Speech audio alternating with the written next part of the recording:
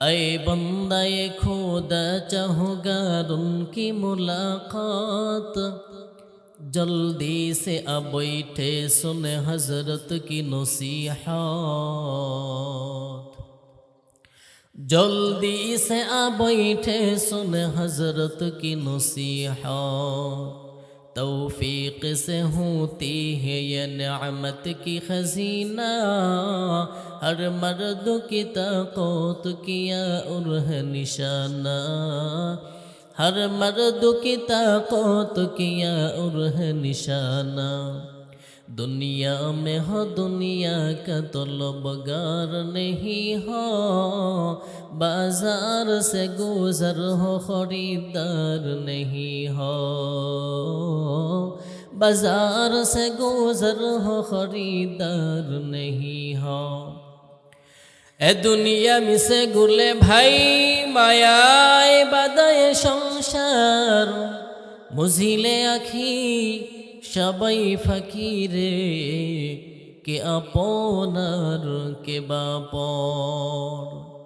কোটি টাকার মালিক দেখো অভাব হয় না দূর, গরিব ঘুমায় আরাম করে মনটা বাহাদুর। ঠিক কিনা বলেন? কোটি টাকার মালিক দেখো অভাব হয় না দূর, গরিব ঘুমায় আরাম করে মনটা বাহাদুর। ফেরাউনের লাশটা দেখো মিশর জাদু ঘরে, খায় না মাটি পোকা মাছি সবাই ঘৃণা করে।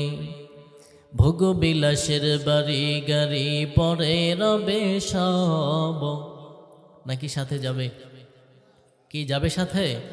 ভোগবিলাসের বাড়ি গাড়ি পরে রবে সব, থাকতে সময় স্মরণ করো আল্লাহ আমার রব, থাকতে সময় স্মরণ করো আল্লাহ আমার রব। আমাদের রবকে বলেন, আর জোরে বলেন কে? ইন্নাল্লাযীনা ক্বালু রাব্বুনাল্লাহ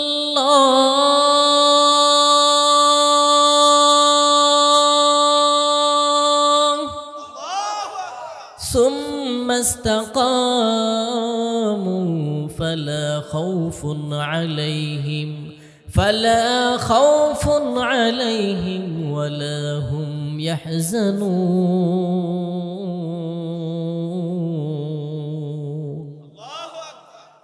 আল্লাহ বলেন ইন্নাল্লাযীনা ক্বালু, নিশ্চয় তোমরা যারা বলছো রব্বুনাল্লাহ, আমাদের রবকে। আরো জোরে বলেন। আল্লাহ বলেন তোমরা যারা বলেছো নিশ্চয়ই আমাদের রব আল্লাহ, ফালা খাউফুন আলাইহিম সুম্মা ইসতাকামু, এরপরে যারা অটল রয়েছো ইস্তেকামাত রয়েছো, ফালা খাউফুন আলাইহিম ওয়ালা হুম ইয়াহজানুন, আল্লাহ বলেন তাদের দুনিয়ায় কোনো ভয় নাই, পরকালেও কোনো টেনশন নাই। জুড়ে বলেন সুবহানাল্লাহ। একজন মানুষের যদি দুনিয়ায় কোনো ভয় না থাকে, পরকালেও যদি কোনো টেনশন না থাকে, আরো কিছু চাওয়া পাওয়ার আসেনি? কি আছে? কিচ্ছু চাওয়া পাওয়ার নাই।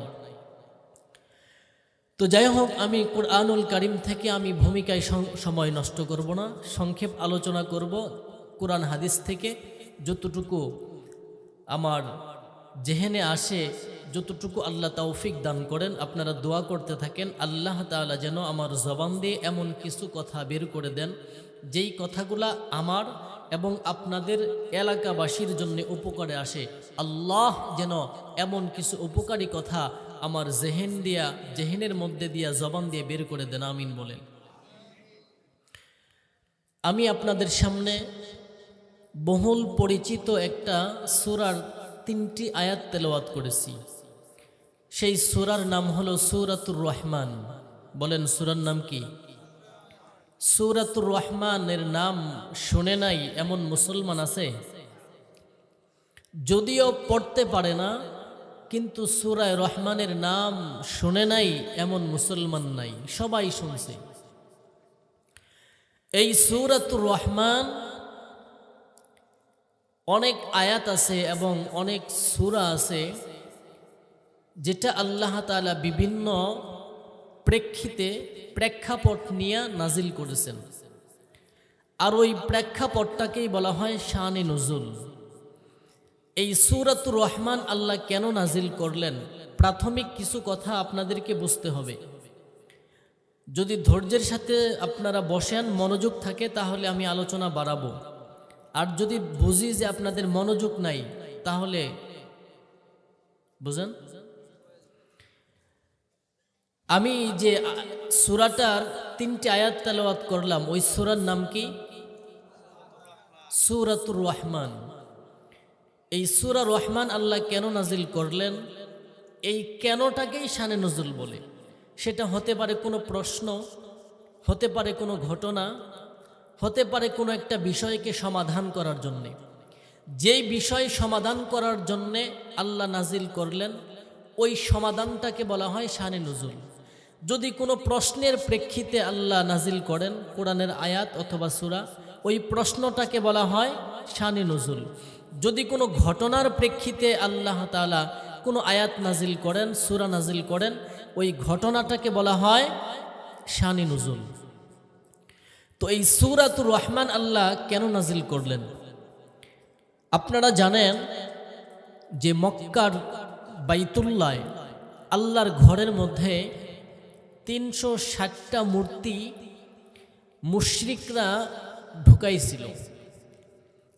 আর মুশরিকরা ওই সময় তাওয়াফ করত, আল্লাহকে আল্লাহ বলেই ডাকত।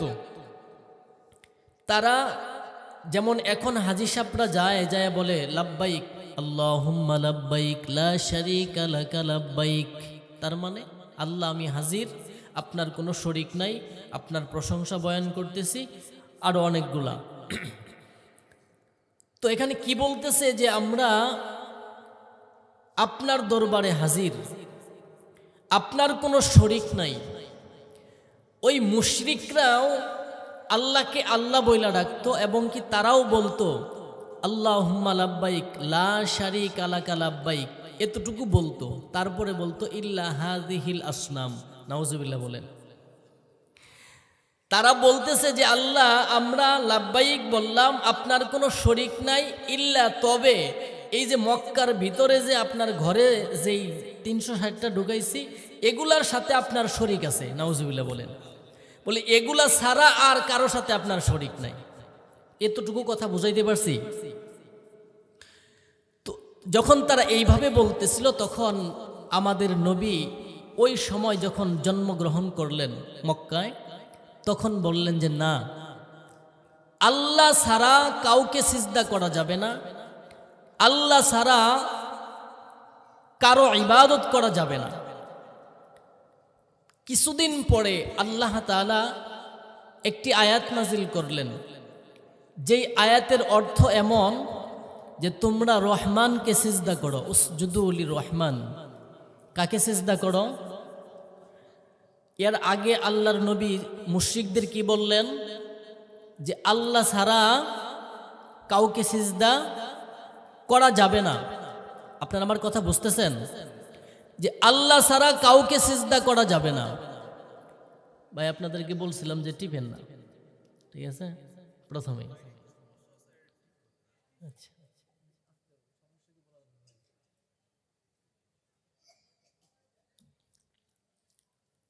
কিছুদিন আগে বললেন যে এক আল্লাহ ছাড়া কাউকে সিজদা করা যাবে না। তো মুশরিকরা বলতেছেন যে আবার সেই একই লোক মুহাম্মাদুর রাসূলুল্লাহ এখন আইসা আবার বলতেছে যে রহমান নামের আরেকজনকে সিজদা করো। আচ্ছা আপনারা বলেন, আল্লাহ আর রহমান কি ভিন্ন না এক? ভাই আগের সাউন্ড কিন্তু নাই। আমি যখন বলছিলাম যে এইভাবেই থাক, এই সাউন্ডটা কিন্তু এখন নাই।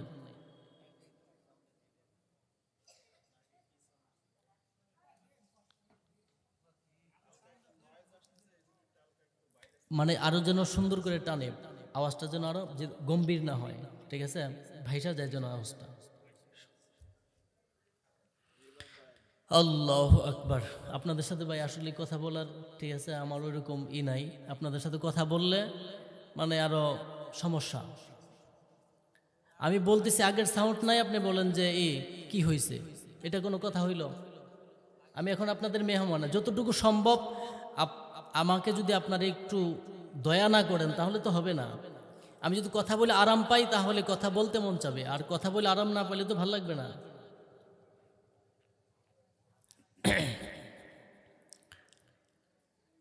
তো মক্কার মুশরিকরা বলল যে একই মুহাম্মদ কিছুদিন আগে বলল যে এক আল্লাহ ব্যতীত কাউকে সিজদা করা যাবে না, আবার সেই একই মুহাম্মদ এখন আবার বলতেছে যে রহমান নামের আরেকজনকে সিজদা করো। মানে মুশরিকদের প্রশ্ন ছিল মানির রহমান, রহমান আবার কে, রহমান আবার কে? এই যে মানির রহমান, তারা প্রশ্ন করলো যে রহমান আবার কে? তখন আল্লাহ তাআলা রহমানের পরিচয় দিতে যাইয়া সূরাতুর রহমান নাজিল করে দিলেন। সুবহানাল্লাহ বলেন। সূরা নাজিল করে বললেন আর রহমান আল্লামাল কুরআন খলাকাল ইনসান। আর রহমান দয়াময় আল্লাহ, অত্যন্ত দয়ালু। এখানে কোরআনের মধ্যে দুইটা শব্দ আছে, একটা হলো রহমান, আরেকটা হলো রহিম। রহমান তাকে বলা হয় যিনি সৃষ্টির পূর্বেও দয়ালু ছিলেন এবং সৃষ্টি করার পরেও দয়ালু। আর রহিম শব্দের অর্থও দয়ালু, অত্যন্ত দয়ালু, উভয়টার অর্থ। এখন কথা হলো যে তাহলে যেহেতু অর্থ একটাই, অর্থ যেহেতু একটাই, তাহলে দুইটা শব্দ বলার তো কোনো মানে ছিল না। যেমন ধরেন যে সূর্য, এই সূর্যের আরেকটা নাম আছে রবি, ঠিক না? রবি অর্থ কি? এই বলেন বলেন। রবি অর্থও সূর্য, সূর্য অর্থও কি? সূর্য। এখন যদি কেউ বলে যে সকালে যখন সূর্য উঠতেছে, যদি বলে যে সূর্য রবি উঠতেছে, বলেন এই কথার কি কোনো মিল রইল? যে কোনো একটা বললেই তো হয় যে সূর্য উঠতেছে, ঠিক না? যেমন আপনার দিন, দিনের আরেকটা বাংলা হলো দিবা, ঠিক না? এখন যদি কেউ বলে যে দিনে এবং দিবা ওই সময় তুমি আইসো, তাহলে ব্যাপারটা কেমন হইল? মিলল না তো। তো যদি রহমানের অর্থ অত্যন্ত দয়ালু হয় এবং রহিমের অর্থ যদি অত্যন্ত দয়ালু হয়, তাহলে দুইটা শব্দ বলার মানে কি? এখানে একটু বুঝতে হবে। রহমান যিনি সৃষ্টির পূর্বেও দয়ালু ছিলেন, দয়া করে সৃষ্টি করছেন, এবং কি সৃষ্টি করার পরেও যিনি দয়া করেন তিনি হলেন রহমান। আর রহিম এটা মাফহুম, মর্মদিক দিয়ে একটু পার্থক্য। আর রহিম বলা হয় যে সৃষ্টি করার পরে যিনি দয়া করেন। যেমন মা তার বাচ্চাকে কখন দয়া করে? সৃষ্টি হওয়ার পরে। কি কথা ঠিক না? সৃষ্টি হওয়ার পরে দয়া করে, বলে এটা হলো রহিম। সংক্ষেপ আরেকটা হলো যে রহমান বলা হয় যিনি শত্রু মিত্র উভয়ের উপরে দয়া করেন। বলেন রহমান কাকে বলা হয়? শত্রু মিত্র উভয়ের উপরে দয়া করে তাকে কি বলে? রহমান। আর রহিম বলা হয় যিনি শুধু মিত্র অর্থাৎ বন্ধুর উপরে যিনি দয়া করেন তাকে রহিম বলা হয়।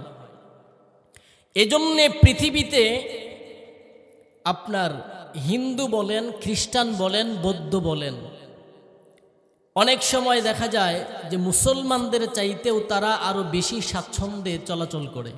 কি কথা ঠিক না? বলেন এই নিয়ামত আর এই সম্পদ দেওয়ার মালিক কে? তাহলে মুশরিকরা আল্লাহর বন্ধু না দুশ্মন? কথা বলে না। দুশ্মনদেরকেও আল্লাহ তাআলা সম্পদ দিলেন, দুশ্মনদেরকেও আল্লাহ দুনিয়াতে শান্তিতে রাখলেন। এটা কেন? বলে আল্লাহ রহমান। সুবহানাল্লাহ বলেন। আল্লাহ কি? রহমান নামের গুণের কারণে আল্লাহ তাআলা আল্লাহর যে দুশ্মন তাদেরকেও দুনিয়াতে আল্লাহ তাআলা শান্তি দান করলেন, সম্পদ দান করলেন। কিন্তু দুনিয়ার থেকে বিদায় হওয়ার পরে পরকালে যাওয়ার পর আখিরাতে আল্লাহ তাআলা শুধুমাত্র রহিম নামের বিকাশ ঘটাবেন, সুবহানাল্লাহ বলেন। আর এই রহিম নামের বিকাশ ঘটায়া শুধু যারা মুমিন তাদেরকে আল্লাহ দয়া করবেন, সুবহানাল্লাহ। এই সূরাতুর রহমান যখন নাজিল হয়, পয়গম্বর সূরাতুর রহমান জিব্রাইলের সাথে সাথে তিলাওয়াত করতেছেন। আব্দুল্লাহ ইবনে মাসউদ রাদিয়াল্লাহু আনহু ছোট সাহাবী, উনি রসুলের পাশে বসা। মায়ার নবীর তিলাওয়াত শুইনা শুইনা আব্দুল্লাহ ইবনে মাসউদও সূরাতুর রহমানটা মুখস্থ করে নিলেন, সুবহানাল্লাহ বলেন। আব্দুল্লাহ ইবনে মাসউদ এই সূরাটা তেলাওয়াত করতে করতে বাইতুল্লাহর পাশ দিয়ে যাচ্ছেন।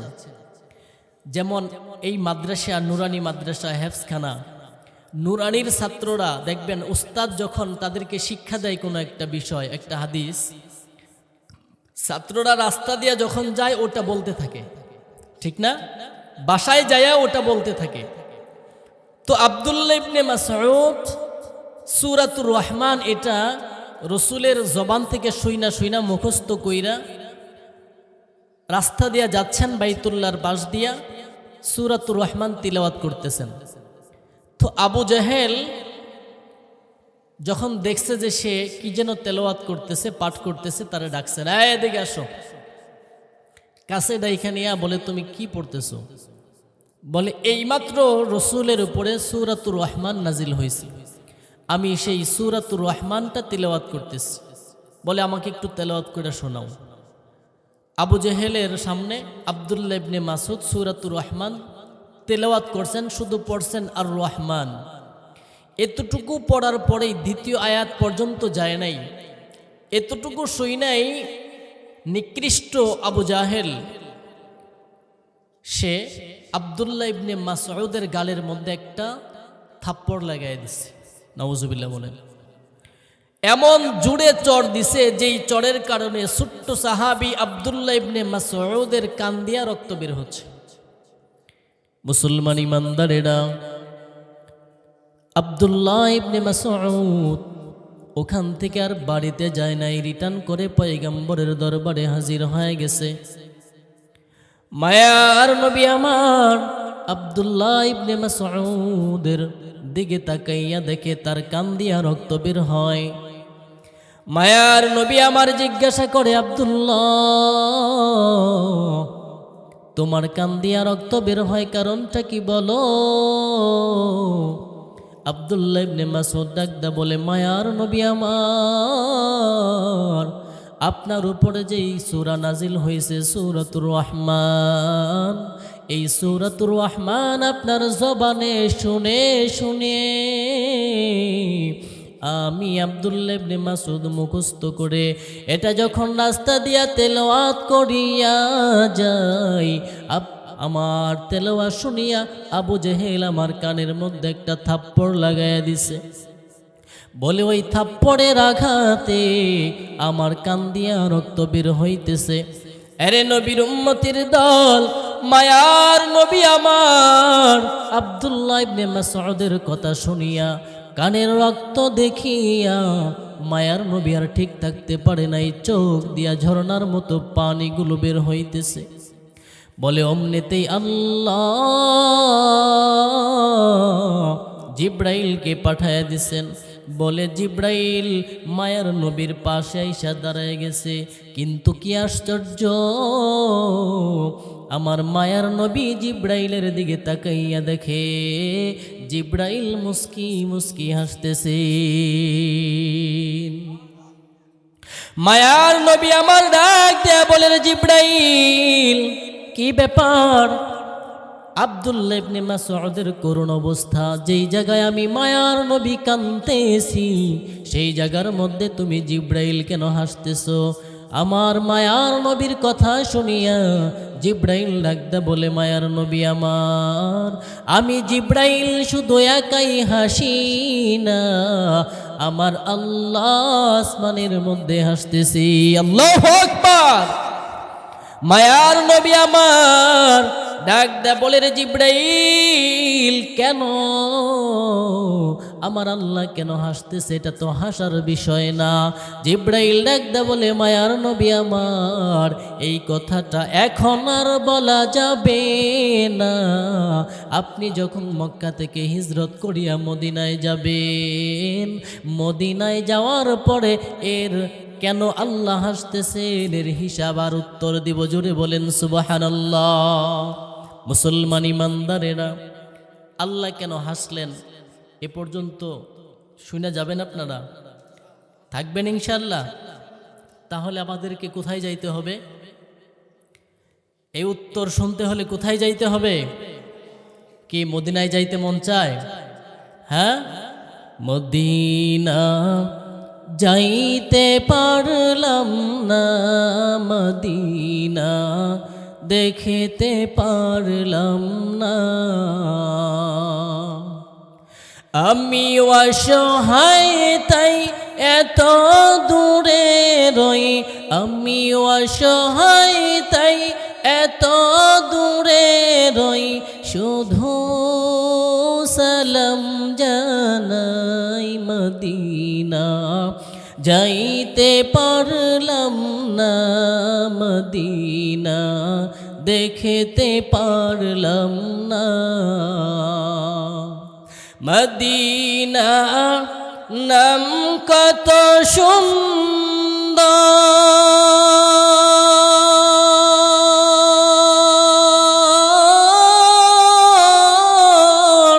মদিনা কেড়েছে অন্তর,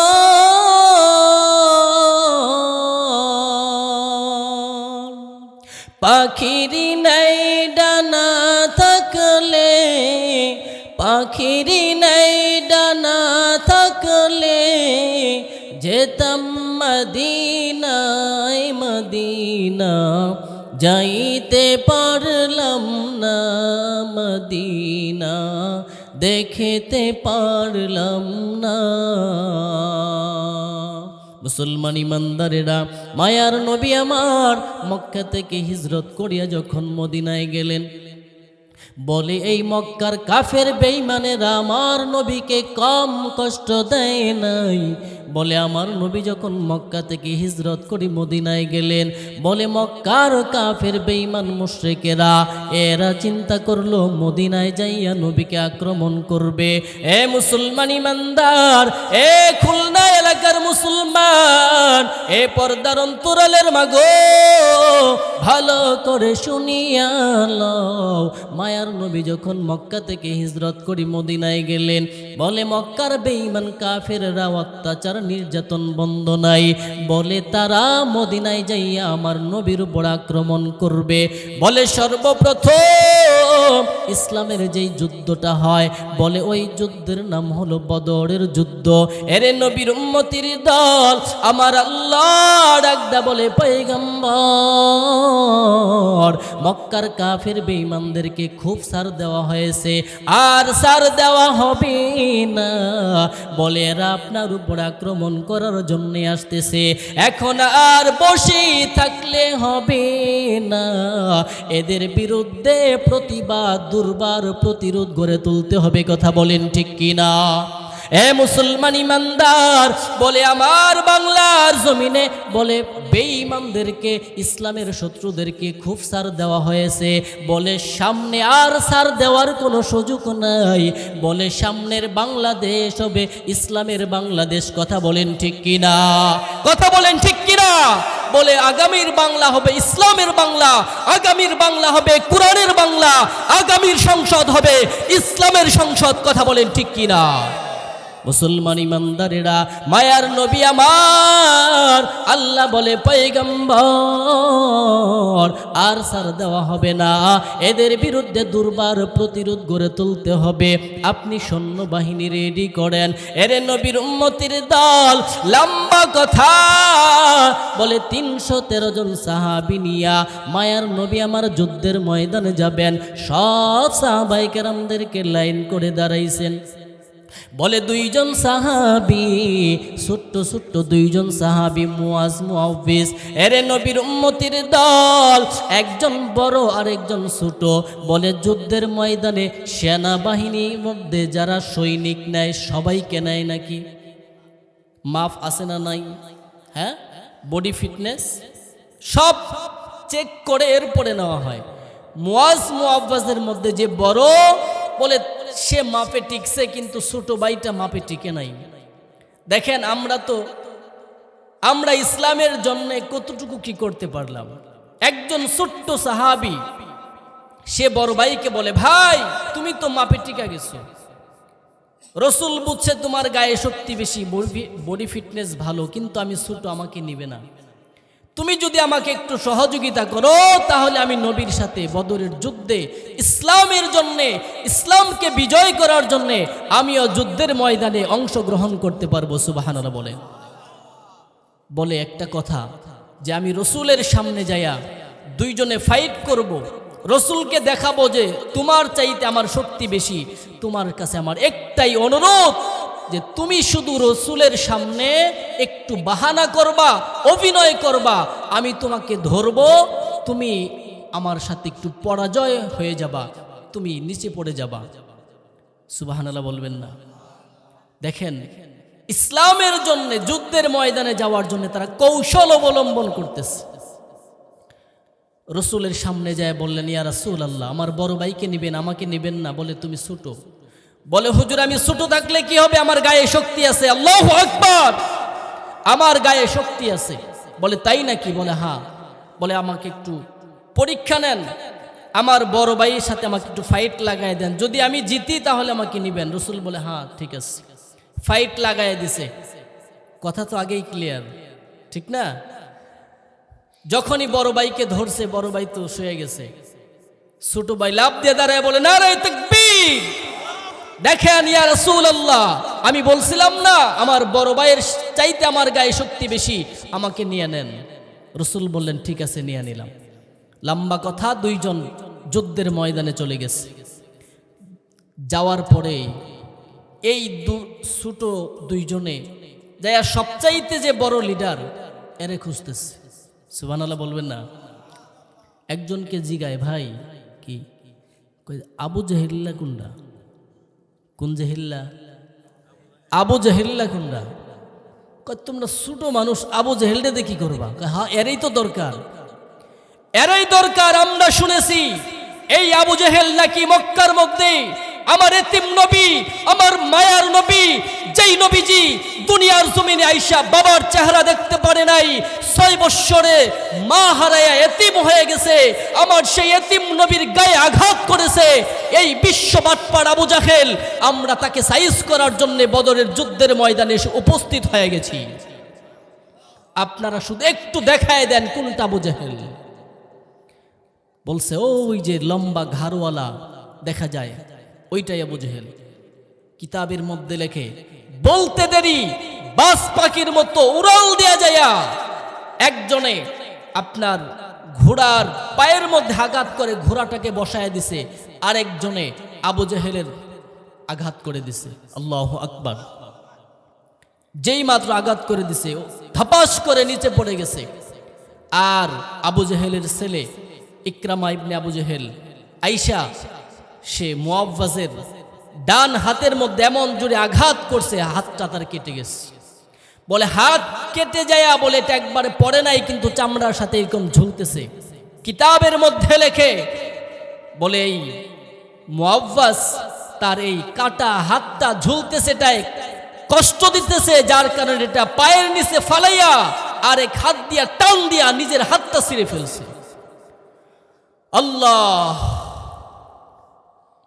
যখন আবু জাহেল পড়ে গেছে, আব্দুল্লাহ ইবনে মাসউদ, মনে আছে নি আব্দুল্লাহ মাসউদের কথা? আব্দুল্লাহ ইবনে মাসউদ পাশ দিয়া যায়, দেখে আবু জাহেল পড়ে রয়েছে। কিরে বেটা, এত বড় নেতা, কাবড়াইতেছো কেন নিচে পড়ে? কয় জীবন যায় যায় ভাব। সুবহানাল্লাহ। জীবন যায় যায় বাপ। আব্দুল্লাহ ইবনে মাসউদ এই অবস্থায় দেখছেন, কি ছাড় দিবেন নাকি? হ্যাঁ মুসলমান ইমানদারেরা, মায়ার নবী আমার যখন মুস্কি মুস্কি হাসে, জিব্রাইল আইসা বলে, পয়গম্বর কেন হাসতেছেন? বলে, তুমি দেখো না, যে আবু জেহেল আমাকে এত কষ্ট দিয়েছে, এত যন্ত্রণা দিয়েছে, এত অত্যাচার করেছে, আজকে সেই আবু জেহেলের কি অবস্থা? বলে, এই জন্যে আমি হাসতেছি। এবার জিব্রাইল ডাকদা বলে, পয়গম্বর এবার আপনি শুনেন, মক্কায় থাকা অবস্থায় আব্দুল্লাহ ইবনে মাসউদকে যে এই আবু জেহেল চর দিয়া কান দিয়া রক্ত বের করছিল, ওই দিন আমি কেন হাসছিলাম? আমার আল্লাহ কেন হাসছিল?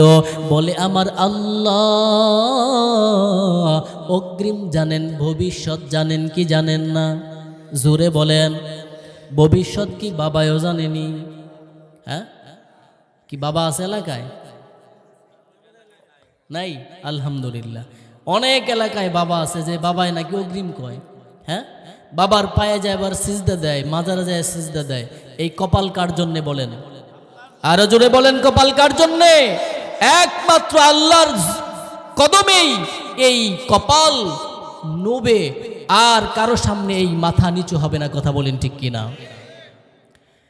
তো মায়ার নবীকে ডাক দিয়া জিব্রাইল বলতেছেন, ইয়া রাসূলুল্লাহ, আমার আল্লাহ গায়েব জানেন যে আব্দুল্লাহ ইবনে মাসউদকে আজকে যেই আবু জেহেল চট দিয়া কান দিয়া রক্ত বের করেছে, ওই আবু জেহেলকেই আব্দুল্লাহ ইবনে মাসউদ দুনিয়ার থেকে বিদায় করে ওর কল্লাটা কাটবেন। কেমনে কাটবেন?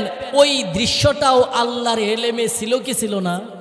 হ্যাঁ, বলে আল্লাহ বলেন, ওই দৃশ্যটা যেহেতু আল্লাহর এলেমে ছিল, আল্লাহ ওই দৃশ্যের কথা খেয়াল করে আল্লাহ হাসছিলেন, এই জন্য আমি জিব্রাইল হাসছিলাম। সুবহানাল্লাহ বলেন।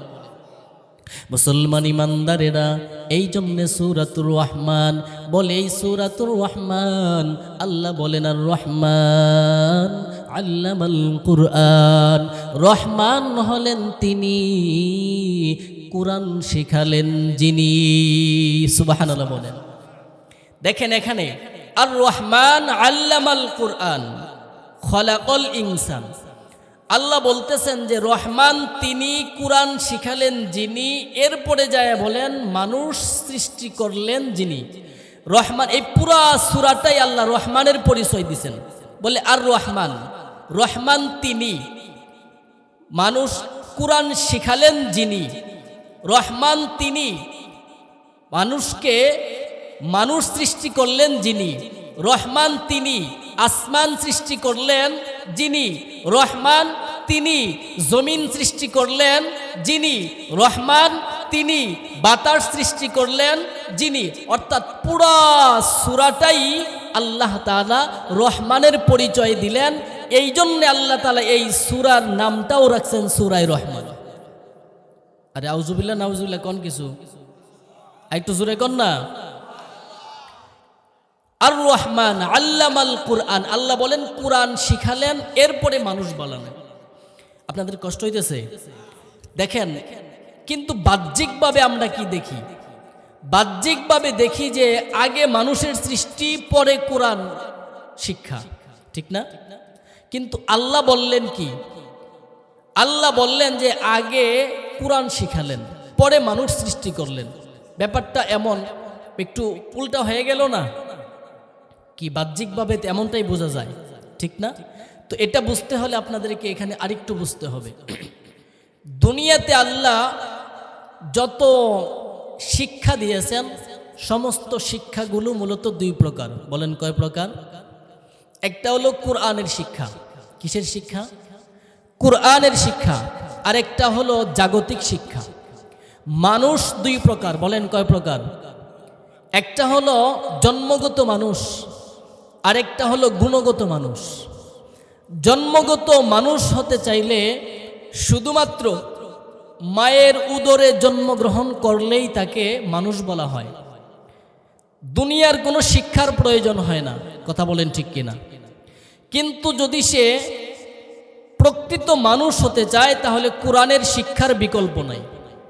কি কথা ঠিক না? যেমন আপনার এই যে মাদ্রাসা, এই মাদ্রাসায় যখন আপনাদের সন্তানদেরকে দেন, আমরা আমাদের সন্তানদেরকে দেই, মুহতামিম সাহেব হুজুরের কাছে যাইয়া গার্জেন বলে যে হুজুর, এই যে আমার আব্দুল্লাহরে দিয়া গেলাম, এটার একটু মানুষ বানাইয়ে দিয়াম। কি কথা ঠিক না? কেন, এটা কি ছাগলের বাচ্চা দিয়ে গেল? কথা কয় না। দিয়ে গেল কি মানুষ। আব্দুল্লাহকে বলে যে হুজুর এই যে আমার ছেলে দিয়ে গেলাম, এটার একটু মানুষ বানায়েন। কেন, এটা কি মানুষ না? কথাটা বুঝছেন আমার? এই যে বলল যে মানুষ বানায়েন, তার মানে বোঝা গেল যে এই দুইটা চোখ, নাক, কান, এই সুরতের নাম মানুষ না। কথা বলেন ঠিক কিনা? গুণের নাম হলো মানুষ। আর এই গুণ কুরআনের শিক্ষা ছাড়া সম্ভব না। কি কথা ঠিক না? যেমন সারা পৃথিবীতে আপনার আমাদের বাংলাদেশের চাইতে বহির্বিশ্বে শিক্ষার মান কম না বেশি? অনেক বেশি। ওই সমস্ত রাষ্ট্রগুলাতে আপনার সংসদের মধ্যে সংসদ সদস্যদের করতালির মাধ্যমে একটা আইন পাশ করা আছে, সমকামিতার আইন। তার মানে পুরুষ পুরুষকে বিবাহ করবে, নারী নারীকে বিবাহ করবে যৌনাচার করার জন্য। আচ্ছা, আপনারা বুঝে থাকলে বলুন, আমাদের দেশের যে কুত্তা আছে, একটা কুত্তাও কি আরেকটা পুরুষ কুত্তাকে পছন্দ করে? হ্যাঁ, একটা মোরগ কি আরেকটা মোরগকে পছন্দ করে? আল্লাহ তাআলা সিস্টেমে এরকম করে দিয়েছেন, একজন পুরুষ একজন নারী, সেটা মানুষের মধ্যেও পশু পাখিদের মধ্যেও। তো যৌনাচার করার জন্য আল্লাহ তাআলা জোড়ায় জোড়ায় সৃষ্টি করেছেন, পুরুষ এবং নারী। একটা কুত্তা পর্যন্ত আপনার আরেকটা পুরুষ কুকুরকে চয়েস করে না। কিন্তু যেই সমস্ত শিক্ষিত দেশগুলাতে সংসদ সদস্যদের করতালির মাধ্যমে আইন পাশ করলো যে আপনার পুরুষ পুরুষকে বিবাহ করবে, বলেন তো এটা কি আপনার কুকুরের মতো না তার চাইতেও খারাপ? আল্লাহ এদেরকেই বলেন উলাইকা কাল আনআম বালহুম আদল, বলে এরা চতুষ্পদ জন্তুর মতো। বলেন না, বালহুম আদল, বলে তার চাইতেও নিকৃষ্ট।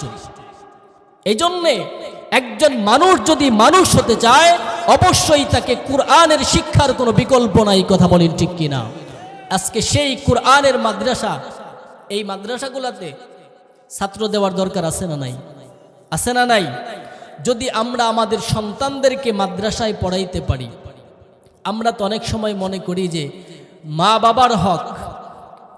অনেক সময় আমরা বয়ানে গেলে আমাদেরকে মানে বিভিন্ন ধরনের চাহিদা থাকে মানুষের।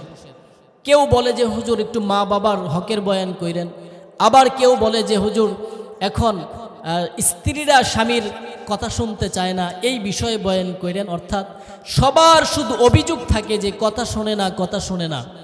কি কথা ঠিক না? সবার অভিযোগ। আমরা উলামায়ে কেরাম, আমরা আমাদের ভাষায় বলি, তোমার সন্তান তোমার কথা কেন শুনবে? তোমার স্ত্রী তোমার কথা কেন শুনবে? তোমার ছাত্র তোমার কথা কেন শুনবে? কারণ তুমি তো তোমার সৃষ্টিকর্তা আল্লাহর কথাই শোনো না। কথা বলেন ঠিক কিনা? আমি যদি আমার আল্লাহর কথা শুনতাম, আমার সন্তান আমার কথা শুনতে বাধ্য। আমি যদি আমার আল্লাহর কথা শুনি, আমার স্ত্রী আমার কথা শুনতে বাধ্য। আমি যদি আমার আল্লাহর কথা শুনি, আমার ছাত্র আমার কথা শুনতে বাধ্য। কথা বলেন ঠিক কিনা? তো মানুষ না, আমি যদি আমার আল্লাহর গোলামি করতে পারি, জঙ্গলের হিংস্র প্রাণীরা পর্যন্ত মানুষের কথা শুনতে বাধ্য। কথা বলেন ঠিক কিনা? নজির আছে না নাই? সাহাবায়ে কেরামের জামানায় হয়েছে কি হয় নাই? সাহাবায়ে কেরামের জামানার কথা বাদ দিলাম, আমাদের এই জামানায় বাংলাদেশের কথা বলি। চট্টগ্রাম পটিয়া মাদ্রাসার নাম শুনছেন? চট্টগ্রাম পটিয়া মাদ্রাসার শাইখুল হাদিস ছিলেন হাজী ইউনুস শাহ রহমাতুল্লাহি আলাইহি। উনি একবার আফ্রিকার জঙ্গল দিয়ে যাচ্ছেন, জঙ্গলের ভেতর দিয়ে যাইতেছেন, যুবক ড্রাইভার। তো হঠাৎ করে দেখে যে আল্লাহর ওলি তো গাড়ির পেছনে বৈশা হাতের মধ্যে তসবিহ নিয়ে চোখ বন্ধ করে আল্লাহর নামের জিকির করতেছেন। তো হঠাৎ করে দেখে যে গাড়িটা বন্ধ, সামনে আগায় না। মুসলমান ইমানদারেরা আল্লাহর ওলি ডাকতে বলে, বাবা কি ব্যাপার, তুমি গাড়ি বন্ধ করে বসে আছো, কারণটা কি বলো? যুবক ড্রাইভার ডাকতে বলে, আল্লাহর ওলি এই আপনাদের কি সমস্যা? আপনার কষ্ট হইতেছে কি? হ্যাঁ, শেষ করে দেব। মুসলমান ইমানদারেরা, যুবক ড্রাইভার ডাকতে বলে, আল্লাহর ওলি সামনে তাকায় দেখেন, আমাদের সামনে রাস্তার মধ্যে 5 থেকে 7টা হাতি ব্লক দিয়ে রাখছে। আমরা যদি সামনে আগাইতে চাই আমাদেরকে হাতি পিষ্ট করে মেরে ফেলবে। আল্লাহর ওলি ডাক দিয়ে বলে, রে বাবা, এই রাস্তা দিয়ে আরো কোনোদিন চলছ? ড্রাইভার ডাকদা বলে, হুজুর অসংখ্যবার চলছি। আল্লাহর ওলি ডাকদা বলে, ড্রাইভার তুমি কোনোদিন বন জঙ্গলের কোনো হিংস্র প্রাণীর সাথে বেয়াদবি করছো নাকি? ড্রাইভার ডাকদা বলে, না না, কোনোদিন আমি কোনো বন জঙ্গলের কোনো প্রাণীর সাথে অত্যাচার করি নাই, বেয়াদবি করি নাই, জুলুম করি নাই। আল্লাহর ওলি ডাকদা বলে, বাবা তাহলে সামনের দিকে চল। আল্লাহু আকবার, সামনের দিকে চল। যুবক ড্রাইভার ডাকদা বলে, হুজুর আমি এখন পর্যন্ত বিবাহ করি নাই, আমার জীবনের একটা মূল্য আছে, আমি সামনে আগাইতে পারবো না। আল্লাহর ওলি পেছন দিকে ডান হাতটা বাড়াইয়া যুবকের কাঁধের মধ্যে মৃদু একটা আঘাত করলেন, বেটা সামনের দিকে চল। এ মুসলমান ইমানদার, এ পর্দার অন্তরালের মাগো, ভালো করে শুনিয়া লও। এই যুবকটা এতক্ষণ পর্যন্ত বলতেছিল আমি সামনের দিকে আগাইতে পারবো না, যেই মাত্র আল্লাহর ওলির হাতটা পিছনে লাগছে বলে এবার এই যুবক ডাকতে বলে, ও আল্লাহর ওলি, আপনার কথা শুনতে যাইয়া আমার যদি জীবনটাও চলে যায়, আমি সামনের দিকে চললাম। আল্লাহু আকবার, সামনের দিকে চললাম। মুসলমান ইমানদারেরা, আল্লাহর ওলি ডাকদা বলে, বাবা ওই হাতিগুলার সামনে যাইয়া গাড়িটা তুমি ব্রেক করে দিবা। যুবক ড্রাইভারের মধ্যে আরো কৌতূহল, হুজুর আবার হাতিদের সাথে কি বলবেন? এরে নবীর উম্মতির দল, আল্লাহর ওলির কথা মতো যাইয়া ড্রাইভার গাড়িটা ব্রেক করে দিছে। গাড়িটা ব্রেক করার পর বলে এই হাতিগুলার লাইন দিয়া দাঁড়ায় গেছে। আল্লাহর ওলি বলে গাড়ির গ্লাসটা নামায় দিছে, বলে সবচাইতে বড় যেই হাতি, বলে ওই হাতির সুরটা গাড়ির ভিতরে ঢুকাইয়া আল্লাহর ওলির হাতের মধ্যে চুমু দিয়া নাচতে নাচতে জঙ্গলের মধ্যে চলে গেছে। हकीकत से तू दुनिया बेखबर है, दुनिया की नुमाइश पर नजर है, नमी गुयम के अज दुनिया जुदा बाश, बहर करे के बाशी बा खुदा बाश, जिसते दुनिया अज खुदा गाफिल बुदन, नेक माशून रहो फरजिंदुजान। ए मुसलमान ईमानदार, ও পর্দার অন্তরালের মাগো, ভালো করে শুনিয়া লও। তুমি যদি চাও আমার সন্তানটা আমার খেদমত করুক, এ বৃদ্ধ বাবা তুমি যদি চাও আমার সন্তানটা আমার খেদমত করুক, তাহলে এই মাদ্রাসার মধ্যে কমপক্ষে 3টা বছর নুরানি পড়াবেন। কয় বছর? 3 বছর নুরানি পড়াইয়া আপনার সন্তানটাকে আপনি উকিল বানান, আপনার সন্তানটাকে ব্যারিস্টার বানান, আপনার সন্তানটাকে জজ বানান, আপনার সন্তানটা বড় ডাক্তার বানান, আপনার সন্তানটা পাইলট বানান, কোনো সমস্যা নাই। তবে 3টা বছর নুরানি মাদ্রাসায় পড়াইয়া কোরআনের শিক্ষা দিয়া দেন। বলে এই কোরআনের মেডিসিন যদি ঢুকাইতে পারে, বলে 3 বছরের বরকতে এই সন্তানটা যদি জজ হয়, বলে ওই জজ সাহেব আসিয়া আপনি বাবার জানাজার নামাজ পড়বে। কথা বলেন ঠিক কিনা? বলে ওই ডাক্তার আসিয়া আপনি মায়ের জানাজার নামাজ পড়বে, ওই উকিল সাহেব আসিয়া আপনি দাদা নানার জানাজার নামাজ পড়বে।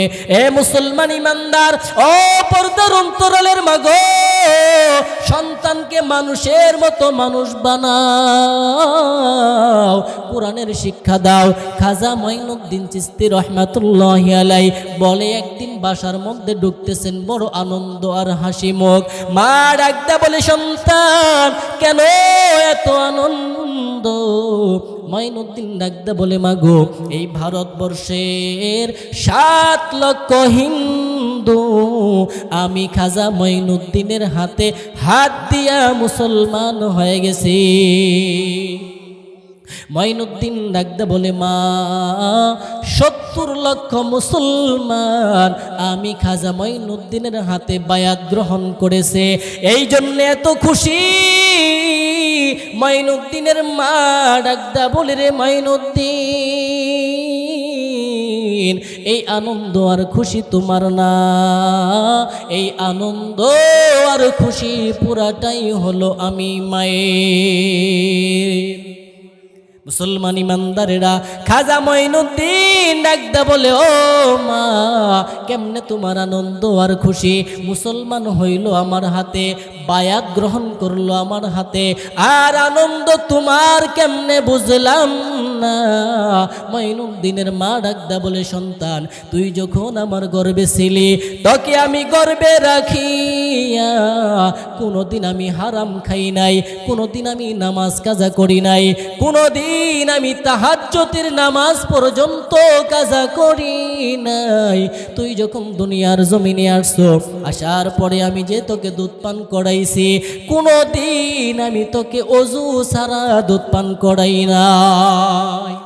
এ মুসলমান ইমানদার, ও পর্দার অন্তরালের মাগো, ভালো করে শুনিয়া নাও।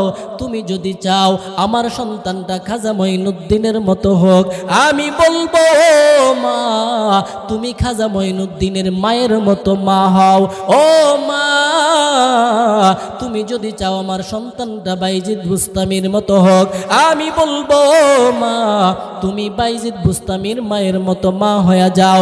এ পর্দার অন্তরালের মাগো, তুমি যদি চাও আমার সন্তানটা আব্দুল কাদের জিলানীর মতো হোক, আমি বলবো মা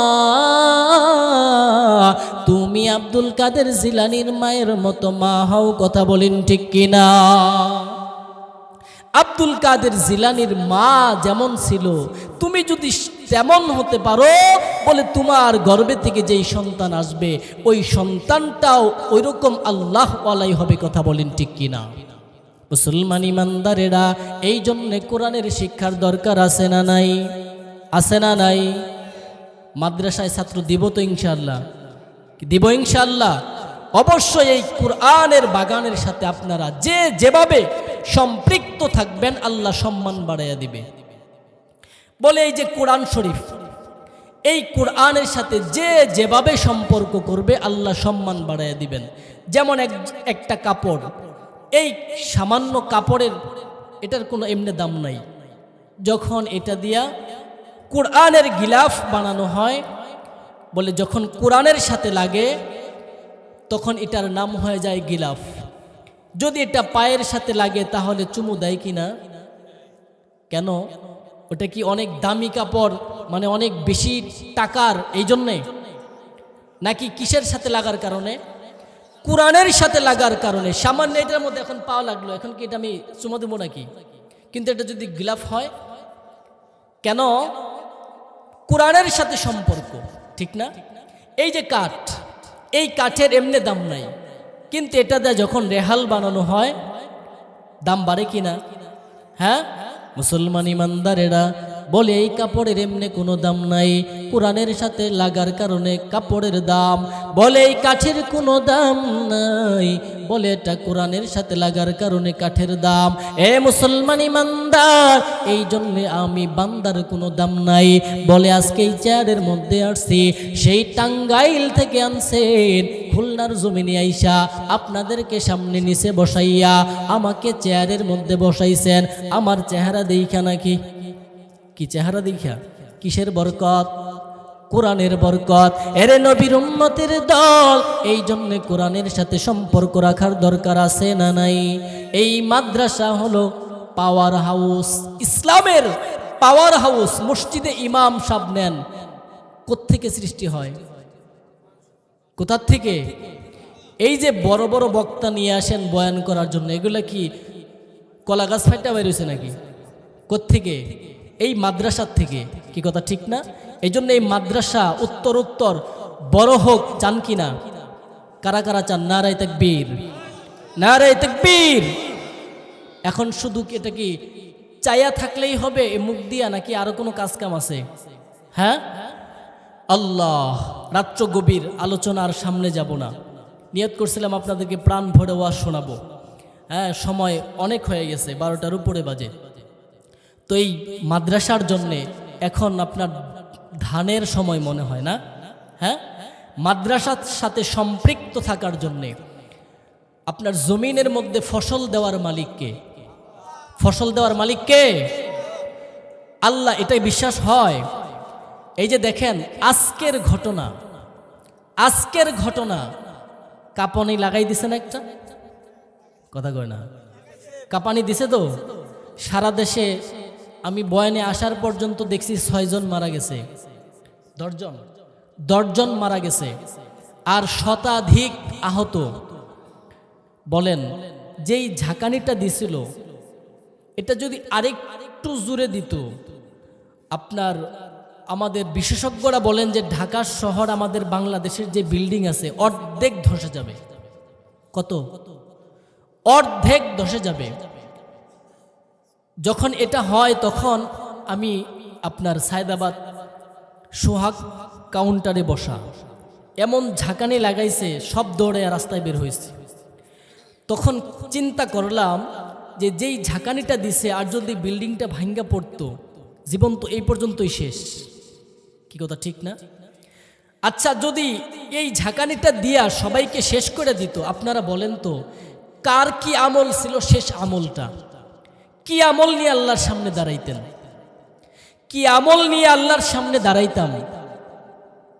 জীবনটা শেষ হয়ে যাইতে পারতো কিনা? যেমন 10 জন মারা গেছে, ওই কাতারে তো আপনি আমিও থাকতে পারতাম। কি কথা ঠিক না? আহা, এই যা আছে ধন সম্পদ, এগুলো তো পড়ে থাকতো। আপনার মতো আপনি চলে যাইতেন, আমার মতো আমি চলে যাইতাম। কি কিছু নিয়ে যাইতে পারতাম?